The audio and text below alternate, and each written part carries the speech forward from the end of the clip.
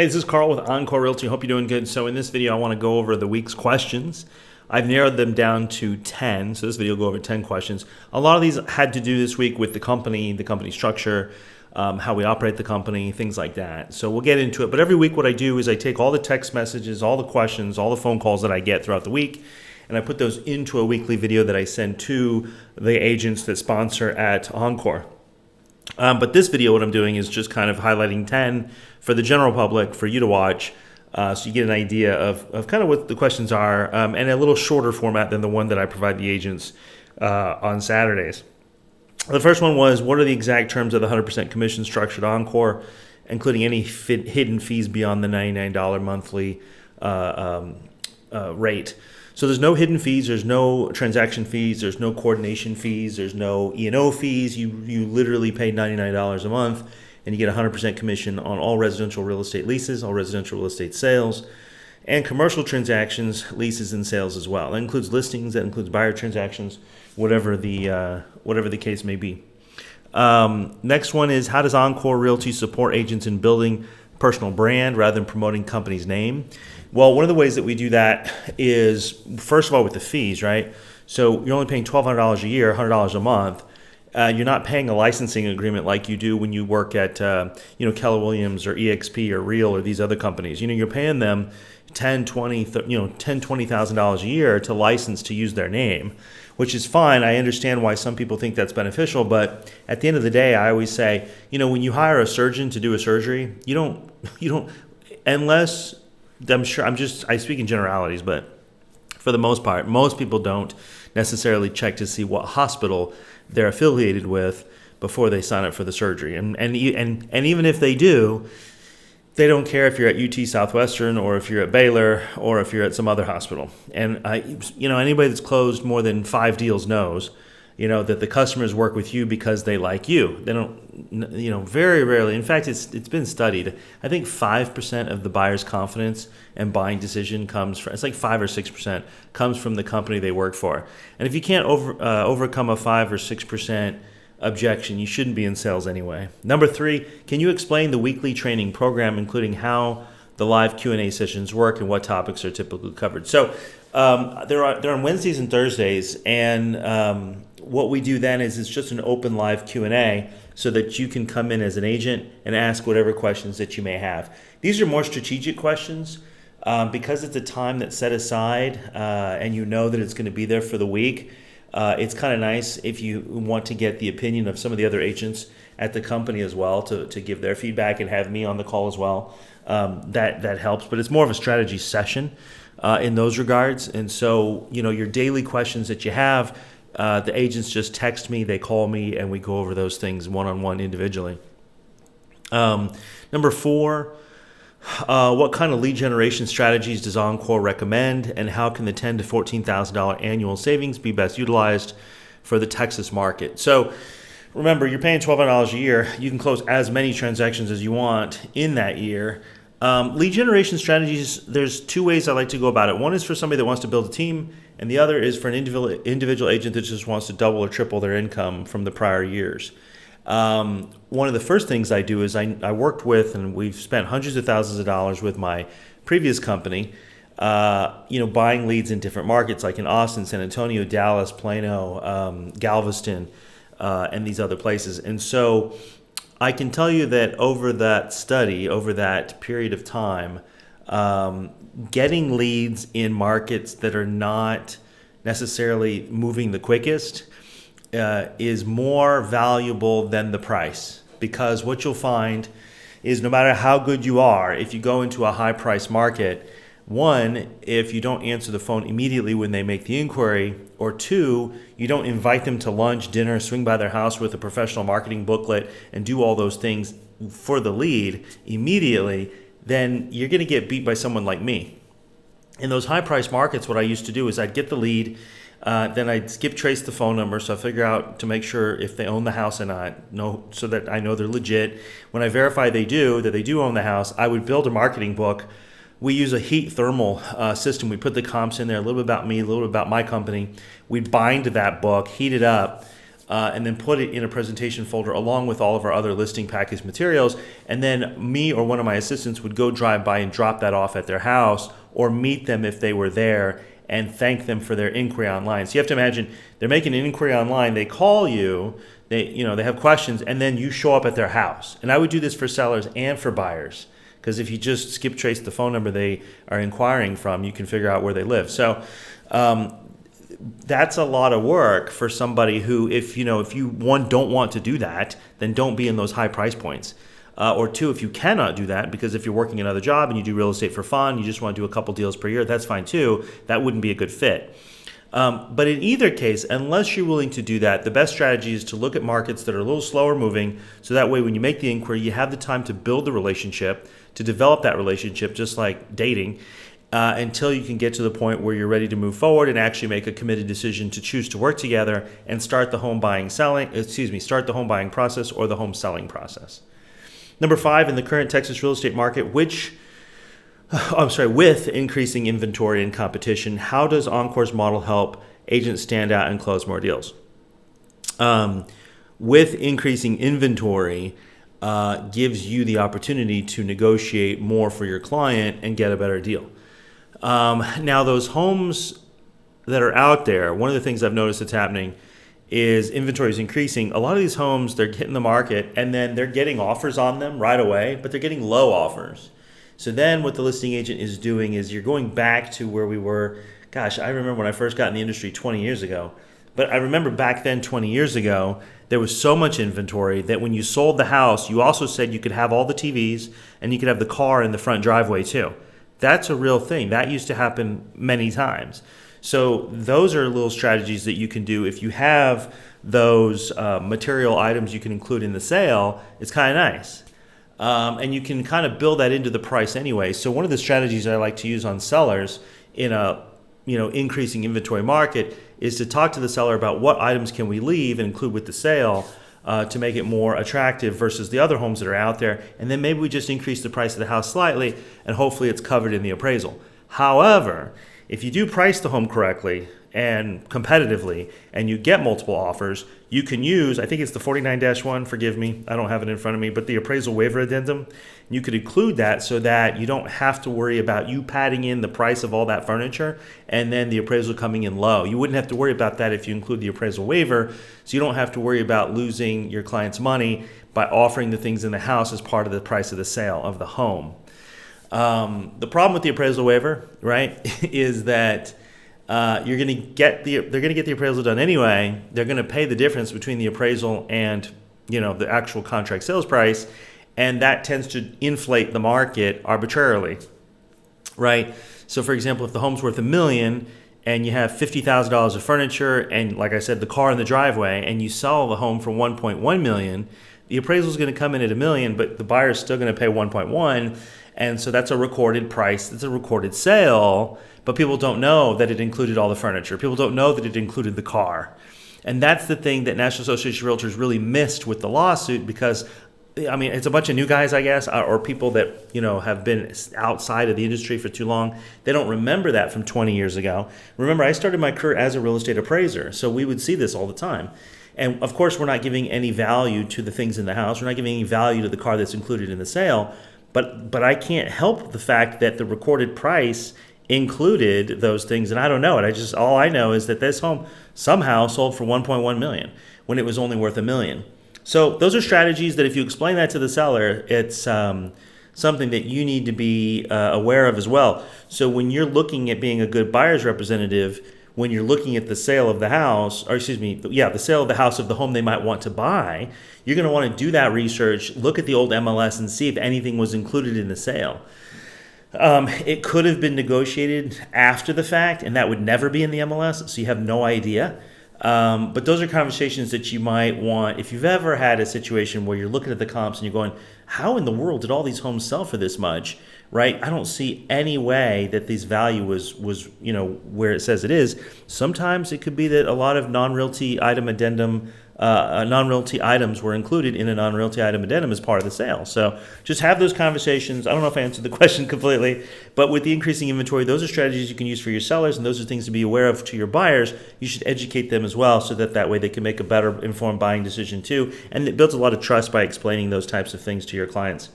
Number 6, for team leaders, how does the custom commission split work? So if you have a team, everyone pays $100, you can put them on whatever commission split you want. I create a DocuSign for the team lead so that you can, at closing, whether it's yours or your teammates' closing, you can then divide up who gets paid what by the title company and send it directly to the title. So that way you don't have to go through. Now I get a copy of everything, so I get to see everything. And with all contracts, even if they're on your team, you have to copy me on the contract as the broker of record. So I have a copy, so I review them, so there's no mistakes. But you can put them on any commission split that you want. You could have a new guy that you put on a 50% commission split. You could have a friend that you guys have known each other for a long time and you want to work together. You could put them on a 0% commission split. That's up to you as the team lead. Number 7, what marketing resources does Encore provide, such as free signs, business cards, and how do they integrate with branding? So the first thing that I do with every agent that comes to Encore is I look at, where do you want to be, this whole thing, right? Where do you want to be in 5 years? Where do you want to see yourself in 10 years? Because if you want to just sell a few homes a year, your branding is going to be different than if you want to continue to sell houses, grow a team, get into luxury real estate, focus on new construction, right? If you're selling a few homes and you want to be in investment real estate, that's going to be different too. So we like to design your marketing materials and help you with that.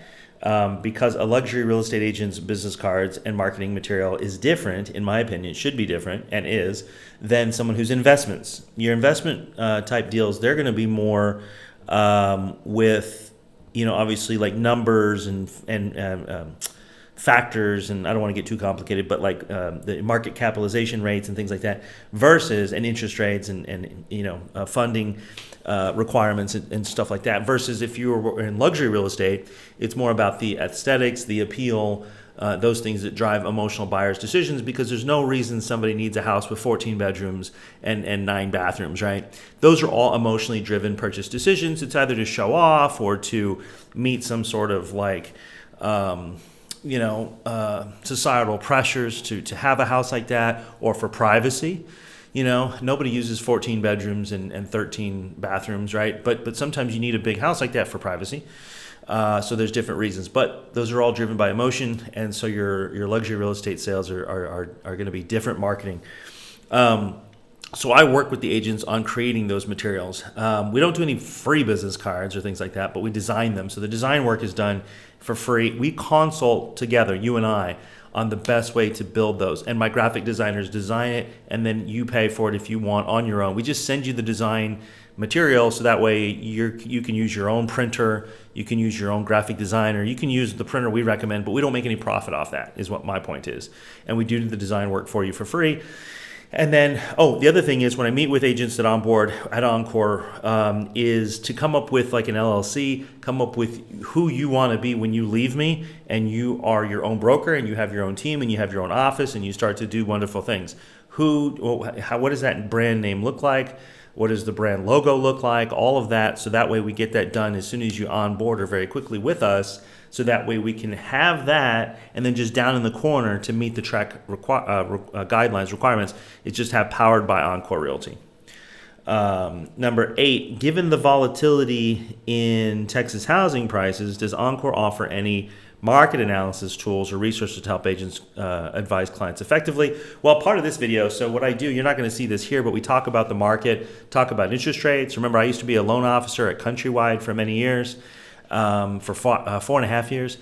And so with the finance background, that helps a lot. I do still teach and train my agents to use the pre-qualification worksheet, where you can actually get the same quote as a mortgage loan officer, and DTIs and income things all on one spreadsheet. And then you can save that spreadsheet so when you call the customer back in 6 months or 2 days, whatever it is, you'll have all that in front of you again so that you remember where they are, where their qualification was, where their DTI was, what their income is, what their debts look like. You have all that printed out or saved. I show my age. I just throw mine in Outlook, but you can print it out too, whatever you prefer. So when you talk to them again, you know what you're looking at, you know what the price was they're qualified for, and you know how much room there is on the loan. That doesn't answer the question, but that's one of the tools that I definitely, it's not really market analysis, but that's one of the things.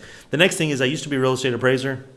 So I put every agent through my real estate market training. And so you should know effectively how we create market analysis as a real estate agent and as a real estate appraiser. I want you to be as proficient as me that can provide a broker's price opinion in depth and detail. I love for the agents to take that class. It's free. You take it with me and I teach you how to do it. And it's like I can't remember if it's like 4 hours or if I'm able to do it in like 5 hours, but we do breaks in between. So it's like an all day thing, but it takes like 4 or 5 hours to get it done, where you will at the end of that know how to do a broker's price opinion in full, just like I do, so that you can be effective, especially even if you don't do that, just so that you know how to explain it to your client so that you can, of course, be knowledgeable. That's the number one thing in real estate, but also number two, so that you are you're self-confident. Because one of the things that happens is, you don't want to submit an offer on a house and obviously be too low. You don't want to submit an offer on a house with an appraisal waiver and it be too high, and then you screw your client. So it's just good to know, and I do train that. Number 9, how does the DocuSign payment process ensure quick payouts? And what's the average turnaround time for commissions? So I mentioned this in the other question a little earlier. No, I didn't. I mentioned it for a team lead. But if you're an individual agent, not on a team, you don't want a team, that's fine. You'll work with me directly. You'll get access to the DocuSign so that at closing, when your closing comes up, you click on it, you fill in the name of the title officer, the title email address, you put in the address, you put in the commission owed to you, and since nothing goes to me, you just hit submit. I get a copy, and you get a copy to send to the title company with my signature on it, and you're good to go. So that way you can get paid. If there's a revision, you don't have to wait on me. You don't have to worry if I'm sick. You don't have to worry if I'm out of the office. You can go on. It's a link. It's a reusable link. Fill it out again, revise it, resubmit it. Like, for example, if at closing you have to provide a small buyer's credit or the sales price slightly changed, you can do all that yourself, submit the CDA directly to title. You don't have to wait for me. And the last question for this week in this quick video was, with recent changes in Texas real estate regulations like commission transparency rules, how does Encore ensure the agent remains compliant while maximizing earnings? Again, it's up to the seller. A lot of new requirements came out in a separate video. I'll go over that. But if you add, well, actually, one of the things that a lot of agents don't know, one, you have to present offers immediately when you receive them. Number 2 is if an agent asks you, when does your listing expire, you have to tell them. Now, that should be in the MLS. But if they ask, you're required to tell. And if you don't tell, they're allowed to actually contact your client and ask them. And the problem with that is legally, they've met the requirements to ask you. You didn't respond. And the problem is it doesn't give, and there's been no case law yet, it doesn't say what a reasonable time is. I would say 24 hours to 3 days. So let's say you send the email out, hey, when does the listing expire? And you don't ever hear back. Well, you're allowed to go knock on the seller's front door and say, hey, I couldn't get a hold of your agent. I was wondering when the listing expires. And then you can give your whole sales pitch. Well, hey, if they're not able to sell this house, here's what I could do for you. This isn't an offer for soliciting business because you have a listing. But if it expires, here's what I do. And you're obviously allowed to do that. Everyone's always been allowed to do that. But that's a way for them to get in the door. So make sure you know that. But that's different. I just wanted to touch on it. Oh, commission transparency rules. If the seller's offering a commission and then you have to disclose that. If you're a cooperating agent, in other words, you're the buyer's agent, and the seller's not offering a commission, you can obviously demand a commission or ask for one. It's the same thing. It's actually a demand because it's part of the offer. And then the seller can decide yes or no. You could say, how about, let's say the commission was $10,000 or something. You could say, I'm going to raise the price of the house $5,000, and I'm going to ask for a $5,000 commission from the seller and finance it in, and then you pay me $5,000. Or you can waive your commission down to $5,000 and then raise the price of the offer by $5,000 and ask that as commission. You can make that part of the offer. The problem with that is the seller knows that if the appraisal comes in low, you still need the 5,000. So you're going to get the low appraisal and you're still going to be minus 5,000. So a lot of sellers would not agree to that. If you're doing an appraisal waiver or a partial waiver, if you don't know how to do this, I'll teach it. It takes 5 minutes. But you can do a partial waiver to guarantee that the seller will not lose the 5,000 if the appraisal came in low. So there's lots of things in that.